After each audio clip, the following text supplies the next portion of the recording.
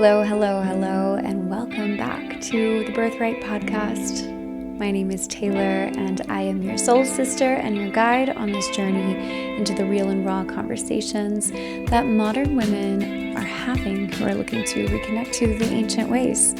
And we leave no stone unturned here. We're talking about the body and hormones and health, wellness, relationships, spirituality, community, everything. So buckle up, because today I'm going to talk about a topic that is so trendy right now, which is peptides, and why they give me a little bit of pause. Now, I am not a healthcare professional. This is purely just my opinion piece on the peptide trend and some questions that I think are really important for you to be considering before you jump into using peptides. So you'll leave from this episode today with just an idea of how to build the foundation of wellness and when introducing peptides could be a good idea and when to catch yourself looking for the quick fix or the magic bullet, which I'm so guilty of, but it's just good to have your own awareness and really feeling your own sovereignty in making decisions for your health versus doing something that Instagram is telling you you should be doing. Because Lord knows my algorithm right now is like peptide, and I'm like, what? Like, why is everyone doing this right now? So let's dive in. Let's explore. When I had my breast implants removed last year, it's been just over a year, I used peptides, BPC-157 and TB-500 for my healing. I was doing injections daily for about 3 months post my surgery based on the recommendation of a friend. And I think maybe they did something for me. It's hard to know because my body was healing anyway. And I had been working really quite devotionally of making sure that my body and my system were in a very healthy state going into this elective surgery of having my implants removed. So I will say my foundation was extremely strong and my healing went really, really well. But I do think that the foundation piece is so critically important. And since then, a year later, now peptides are everywhere. It's the trendiest thing that you could be doing. If you're not doing peptides, what are you doing? Do you even care about your health? Like that's the vibe that I'm getting from social media. And honestly, that gives me a little bit of a pause. Anything that turns into a viral trend gives me pause, because there are a lot of companies out there that are going to pop up to get in on this trend to make that money, because our healthcare system is mostly focused on money, let's be real. And how can you know what information to trust when things are happening so fast, like lightning speed fast? And this is not a takedown episode of peptides, because I know people whose lives that the peptides have genuinely changed, and I'm here for that. If they'll help you, like, go for it, girl, do it. I'm here simply to help you to take that breath if it's something that you're thinking about doing, and to really bring some good questions to yourself and to the providers that you're looking to get these peptides from and who you're getting your information from, to really check in with your body and be like, is this what I need right now? Because maybe it is. And I've got a lot more research to do when it comes to peptides and looking into them. So I just wanted to put that disclaimer that I'm not like anti-peptides, but I am anti-viral health and wellness trends. My question is, are people slowing down enough to ask these honest questions of using peptides as a tool or using them as a shortcut, as quick fix. So what are peptides? It's actually pretty cool because our bodies make peptides naturally. Peptides are short strings of amino acids, which are the building blocks of protein.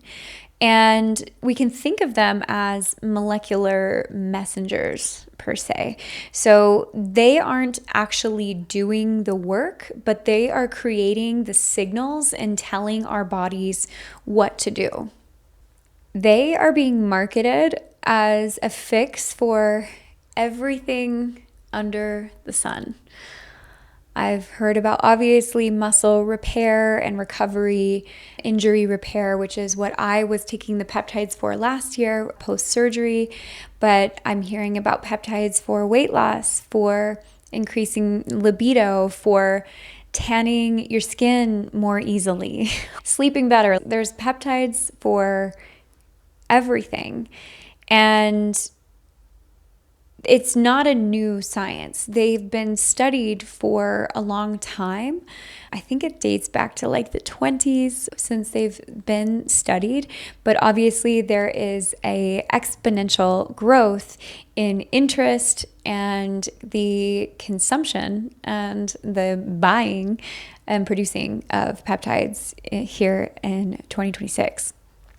One thing to note about peptides is that a lot of the scientific research and information on them is coming from animal studies, not human studies. And the human studies that are being done are most likely not being done on reproductive age women who are still cycling. And this is where it gives me a little bit of pause because I was someone who was doing Depo-Provera, which is a birth control shot. So I was injecting myself every 3 months in my booty. I guess I wasn't doing it myself. The doctor was doing it. But I was doing this for probably around 2 years. And I got my degree in kinesiology and exercise science. And in one of my labs, I volunteered to be the participant to do the DEXA scan, which shows you your bone density. And when the results came back, my bone density was below normal. And then all of a sudden at the same time, these research papers are coming out that Depo-Provera is directly linked to osteoporosis in women. What? Depo-Provera had been on the market for decades at that point. And it takes decades sometimes to realize what the effects of injecting ourselves or taking medications are. Again, the thing with peptides, our body does make them naturally, and so it's a bit different than birth control. And I acknowledge that, but I still think it's something worth questioning of how are these peptides being made? Like, what's actually in them? What have they been tested on?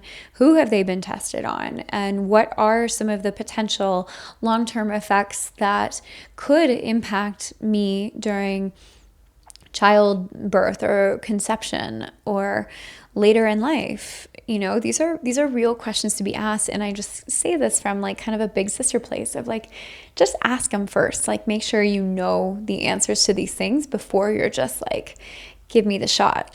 And things are happening super fast. So the regulatory landscape is going to continue to shift. I'm not sure if any peptides are FDA approved at this point. I also think the FDA is kind of a joke. So I don't know. That's where we have to feel confident in making our own decisions and doing our own inquiry around these things. And the other big thing to know about peptides is that this isn't like a supplement that you just take every day or a powder you put in your smoothie. These are an injection that you do typically in your stomach or in your hips. And there is a clinical protocol associated with them. I went to a peptide info session, we could call it, a few weeks ago. And some of the ladies were sharing examples of not being guided on the correct dosing for some of the peptides that they were taking. And one woman shared her story. She was taking like 10x what she was supposed to be, and she was so sick for 3 months. And she continued to overdose herself, you know, and It's like there are specific protocols, and they're not something that's meant to be taken every day in perpetuity. So you want to be really mindful of what is my intention for taking this peptide? What is the correct dosage? Because a lot of peptides come in a little vial as a powder, and you have to reconstitute it yourself, which means you have to add in the bacteriostatic water and mix it yourself and know your own dosing. I remember when I was doing my peptides last year, and I was like, am I gonna mess this up? I'm being taken back to my chemistry labs in college. It's like you have to actually mix it, you have to inject it. So if you don't like needles, probably not for you. But yeah, just know that working with a provider, with someone who is knowledgeable about these protocols, someone who knows you, knows your body, is also super important to work with when you're exploring peptides. Like, it shouldn't necessarily be something that you're just ordering online and navigating totally on your own. But because there's no real regulation around it, you can do that right now. So I just wanted to share that I've met people who have had adverse effects from using peptides in that way, just without the proper education. And again, peptides have genuinely helped people. They are absolutely a tool. They are backed by science in many ways, but tools work best when there is a foundation already in place. And that is what the rest of this episode is going to be about. I'm going to walk through the pillars of wellness that, like I was speaking about before my surgery, I made sure all of these things were really set in place, because a peptide is not going to be a quick fix if you have other areas of your life that you're not dialed in on. It's not the solution to health. It is a builder. It's the cherry on top. It's the extra once you have the foundation established. So the first one, no brainer here, but you've got to have clean, whole food.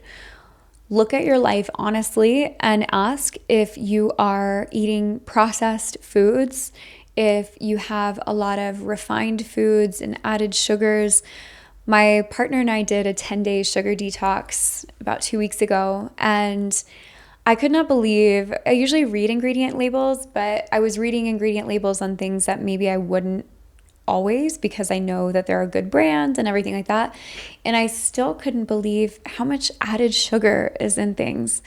I think that we're being poisoned by sugar.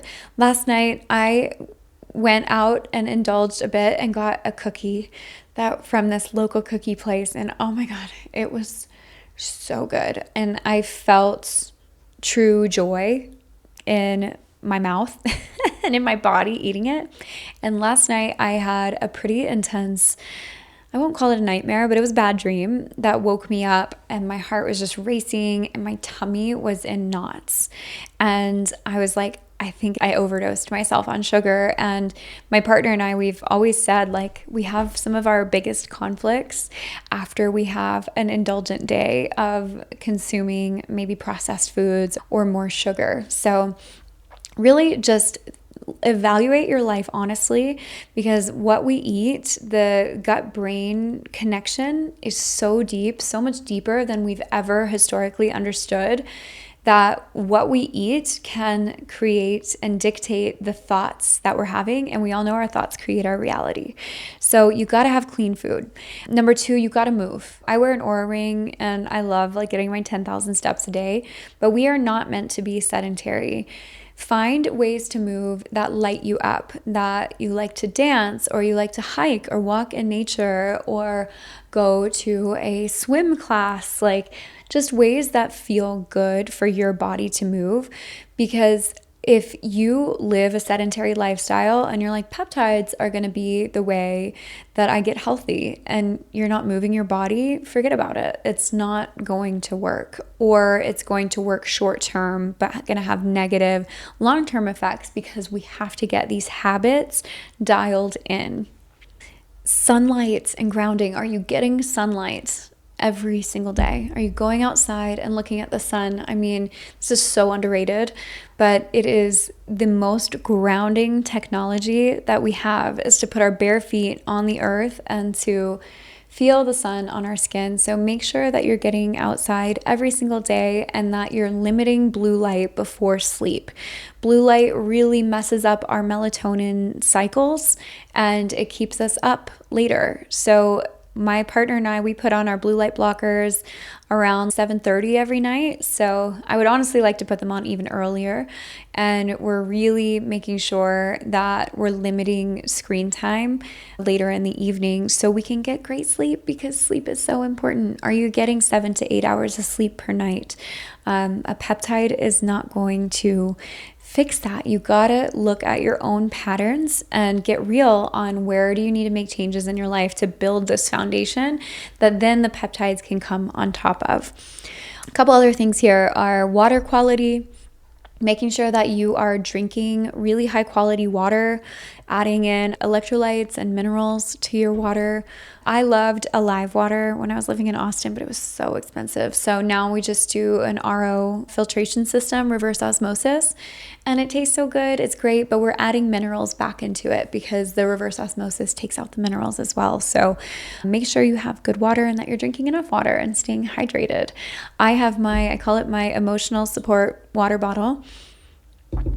She does not leave my side. I always got to make sure she's in my eyesight. I'm just like, can't be thirsty. And then the other thing is just chronic stress. In my last episode, I talked about women's circles and how women are just tired. Women are so tired. And we've got to manage our stress. We have to take accountability for it in our own lives because no one is going to save us. We are responsible for ensuring that we are living in a way that doesn't have our nervous system operating in fight or flight consistently and constantly. And also blood work. Don't just blindly guess what it is that you need. Blood work is so accessible now. I found a place here in Colorado that does it for $100. So it's super cheap. Or like Function Health, you can do 2 tests a year for $365 for $1 a day.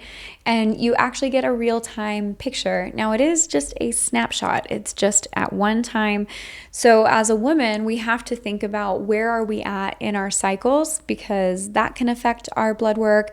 Stress can affect our blood work. What our diet has looked like can affect our blood work. So, you don't have to look at blood work as Bible, but make sure that you're preparing properly for a blood work test and fasting for the amount of time that you need to, not doing a super intense workout the morning of a blood draw, because that will affect the results as well. So just remember, it's only a snapshot in time, but still it can give you a more detailed picture into what is actually going on in your body, and then you can make decisions from there based on actual data and not just a trend that everyone else is doing. So if you have not dialed these things in, peptides, they ain't gonna save ya. But if you have and you've really dialed into living a wellness-oriented lifestyle, peptides can be a powerful addition to your routine and to your goals, your fitness goals, your health goals. But the foundation is key. The foundation is key. So ask yourself these questions. Am I eating enough whole foods? Am I drinking enough water? Am I getting enough sleep each night? Is my nervous system feeling like it's at least able to go into a relaxed state a few times throughout the day? Am I moving my body regularly? All of these questions are so important to check in with for yourself, for just your general well-being, I just say give a shit. Give a shit about yourself, because we are given and gifted with these gorgeous bodies to get to experience the magic and the beauty of planet Earth through our 5 senses. And I promise you, if you dial in on all of these categories, you are going to live so much more of an enriched life. And then you can add peptides on top if you're wanting to, take it to the next level, but only once you have that foundation in place, really only when you have it in place. And I'll bring it back to this again. Also work with a provider, work with someone who knows your story, who knows your health, who is on your team basically and has your back, because it's a pretty overwhelming world to just jump into on your own. And there are mistakes that can be made when it comes to dosing or even choosing what peptide is actually right for you in that moment in time. And in closing, I'm coming back to my story, my experience of doing peptides. I was super excited about it too. I was like, I'm doing peptides. Like, I kind of feel cool doing these peptides now. And I think that was kind of at like the beginning of the boom of them. And I believe that they helped me and that my healing went so smoothly because I had already built the foundation.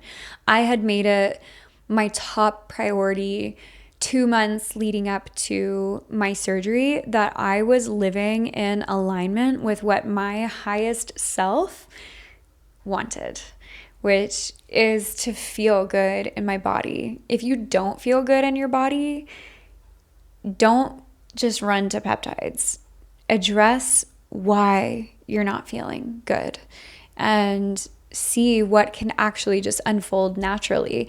Because again, we just don't know. We don't have a lot of data, even on humans, of what using peptides for years and years are. So this is just a PSA, a public service announcement to ask questions. We're in a day and age where information is right at our fingertips and influence is right in front of our eyeballs constantly with trends and virality of social media. So don't look at something and think that's going to fix me, because there's always more layers and more questions to ask. Audit your own foundation before you throw all your money into chasing the next trend. The wellness industry, it is an industry. And they want to make money from you. They want to make money from going viral, from creating the next big trend. So just keep that in mind too. I could do a whole episode on this, on the beauty and the wellness industry, where we're just inundated with things that we need in order to be healthy, when in reality, a lot of the things that I shared on that list of the building your foundation doesn't cost you anything. Buying clean organic food might cost a little bit more, but I don't look at that as a cost. I look at that as an investment in myself. And yeah, it sucks that we have to spend so much money on food these days, but I will work a little bit harder so that I can eat clean food, because I do understand, again, that like eating the cookie, having the nightmare, tummy hurts, it's all connected. It's all connected. If you want to dive into more conversations around health and wellness and peptides and the experience of being a woman, then I invite you to join my community. It's called Birthright. It's a free online women's community, and the link to join is in the show notes as well. And sign up for my email newsletter, because I share a lot on there. I share pretty vulnerably, just a monthly little update of what's going on in my world, and would love to hear from you guys. So yeah, if you're looking to be involved in more of these conversations and to find a group of women who are like-minded and caring about this stuff, then the newsletter and the community are just the place for you. I will welcome you with wide open arms. And as always, it's such an honor to walk alongside you on this crazy ass experience of being a woman in this modern world who wants to remember the ancient ways. I just feel so called to community, to gathering, to questioning, to sovereignty in this world of AI where things are just moving so fast. So thank you for being here with me and for listening. I truly mean it from the bottom of my heart. And I cannot wait to share with you guys all of the rundown of my travels with Spirit Weavers, Earth Daughters, and a very special training that I'm doing. So stay tuned for the next couple of episodes where I will be sharing the inside scoop of what gathering with thousands of women across all of North America actually looks like. As always, many, many blessings to you, sister, and I'll see you next time.